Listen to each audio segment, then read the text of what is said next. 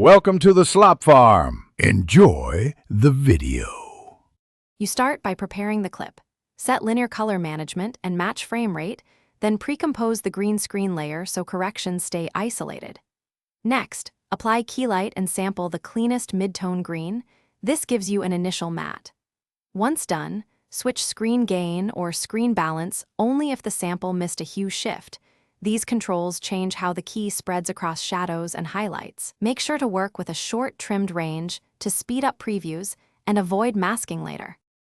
Now you refine the matte for realism. Increase screen gain or adjust clip black/clip white to remove faint green bleed. Those controls shift transparency thresholds.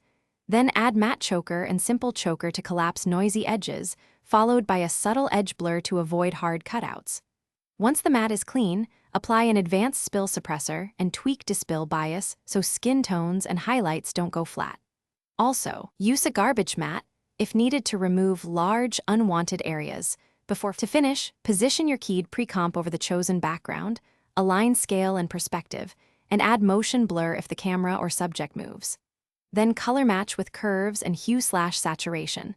Lift midtones or reduce green spill so the subject sits naturally. You'll want to toggle the background on and off as you adjust. Finally, set render queue or media encoder to export with the correct alpha handling and a high-quality codec. If edges still flicker, try increasing pre-comp frame sampling or render with multipass to.